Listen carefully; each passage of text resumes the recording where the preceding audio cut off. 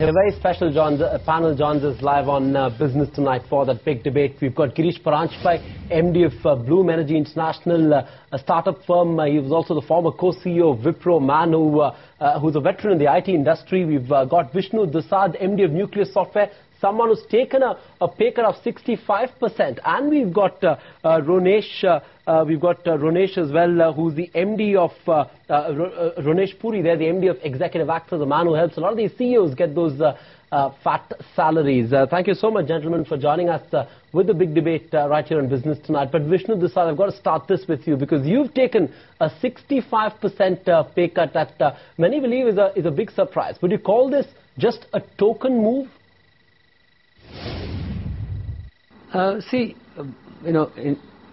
In terms of my pay cut, it is directly linked to the company performance. And since our earlier profits were much higher, and this last year's profits came down, so that is the only reason the pay cut has got implemented. But I would say, in general, the focus is on making sure that we do not allow the salaries to go excessively high. Let them remain under a particular limit, and that's what the whole industry's focus is all about, I would say. And especially when it comes to promoters, they do get substantial sum through the dividends also. So that is another reason I would say this is becoming visible. Girish Paranjpay, what's your take on this debate? Should CEOs forego their high salaries in tough times like this, in times of a slowdown, lead by example? So I think let me first say that for most companies, salaries have three components. The three Bs as we talk about, which is base, benefits and bonus. And then there is, of course, long-term compensation. So what happens in tough times, especially when times are bad or uncertain, is that the bonus comes down significantly. Either there is no bonus or low bonus or minimal bonus. And for senior people, the bonus can represent as much as 40 or 50% of the total compensation. So in tough times, automatically the compensation tends to get downgraded because of the variability of the bonus part of the compensation. So in summary, the business or the pay structure is such that if the company or the industry doesn't do well, automatically the compensation comes down. Right. Now, let's get a perspective from Ronesh of Executive Access. Ronesh, how do you read into the sudden spurt? Do you think that because CEOs see very much tough times coming ahead, they want to make sure that their teams remain well motivated at some level and also reassured that they are not the only ones going through a salary cut? See, first of all, it's a noble aberration. But let's face fact, it's an aberration. It happens only sub 1% of the time. And it's not the case that it's only in India. Even globally, you have very few cases of such. But the times are very different. The times are exceedingly challenged. I think the corporate world has to face to near realities. And maybe this trend will become more and more common. I would laud it because it's a step in the right direction. It does set a mood in the organization. But not all the time it is for the same global objectives. Sometimes it's even playing to the gallery. But definitely the times are such that freeze of salaries as well as salary cuts, I think they are going to become more and more common as we go along. Okay, let's ask you this, Vishnu Dusad. Is it best to link the CEO compensation to profitability? If the CEO is reporting or the company is reporting profits, then why should a CEO, say, take a pay cut? Yeah, I think that's a fair way to link the two things. That's really fair. Girish Paranjpay, do you agree with that? Best to link it to profitability of a company. When a company is doing well, let them take the high bonuses, let them get fat salaries. And during times like this, when when profitability is under strain, it's best to cut salaries. So I would say there are two parts. One is there is a kind of short-term performance, which is typically a 12-month period. For which bonus is determined, and that does go up and down depending on how the company performs in the short run. but there is also long-term compensation. And I think we should not do knee-jerk reaction by being very aggressive on long-term compensation, because you don't want to drive CEOs and senior management to make decisions which are very short-term oriented, just to save a little bit of cost or not to make the long-term investments that are required so as to safeguard their bonus for the year.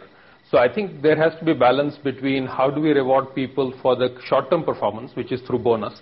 At the same time, how do we make sure that people keep the long-term profitability, long-term growth of the company in mind and don't skimp on the investments or cut costs too much. So for which the long-term compensation has to be protected. So I would say there has to be a balance between the two. Right. Ronesh Puri, you made a point about how this is not really a widespread phenomenon. It's probably limited to the IT sector. Is that the sense that you get, that it's only restricted to a sector like an IT?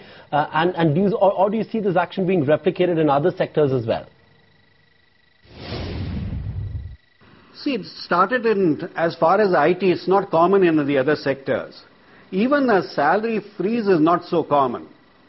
And though that has happened in the past, I think the last time when there was a meltdown, some companies did do a freeze of the salaries. And that, in fact, was very tough for them to accomplish.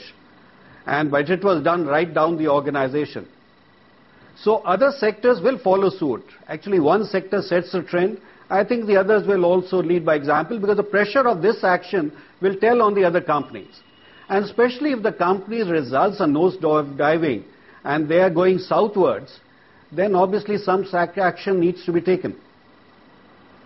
Right. Let's face facts that the fixed costs cannot continue to increase every year. There is a high inflation, so there's a case that the fixed package also must go up. But it cannot go up definitely, especially if the margins are getting squeezed. Okay, so that's a good point. Vishnu Dusad, how do employees and investors react when a CEO takes a pay cut? Do they panic? Are they reassured that the management is putting the company's interests ahead of their own? How does it work? I think they react in the second manner. That is, they are reassured that here is someone who would not look at his or her compensation alone, but is willing to face the reality by setting a personal example.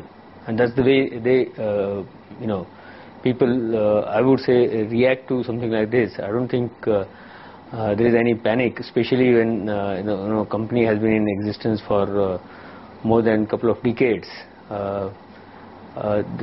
are assured of, and if companies has been running smoothly, then they are assured of the second part, which is being further reassuring that the top management continues to think of the company ahead of itself. Fair point. Girish Paranjpal, let you have the final word. As someone who's had exposure to CEOs across the world as well, you've been a CEO of a big IT company as well, now with a startup.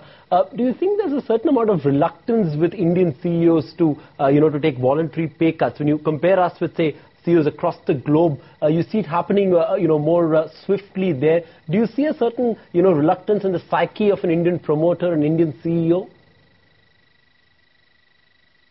I think a couple of things have to be borne in mind. One is that taking a pay cut has to be in a very extraordinary situation. It can't be that in a cycle of several years you have a couple of not so good years and suddenly you start to take a pay cut at a senior level. That doesn't send a good signal, because at the end of the day, a CEO or a top management job is a high beta job. When times are good, you're supposed to make huge amount of money. When times are bad, you don't make the bonuses and you make low compensation. So it has to kind of work both ways. At the same time, if you look at relative to global companies, and you look at even IT companies and the ratio of base to bonus for some of the top IT companies in the world, there the ratio is 1 to 5, 1 to 8. So if there is 1 of base, then the bonus can be 5 times or 8 times the base salary. In India, that tends to be at best 1:1 or 1:1.5. So the leeway that Indian CEOs have of how much of their bonus is what they earn in good times is not such that it can make people feel that they earn too much, or the other people to feel that they're overpaid or things like that. So that's why there is much more moderation in India both ways. And I think that has to be kept in mind when we talk about pay cuts and things like that. Thank you, gentlemen. Really appreciate your time being with us here on this big debate.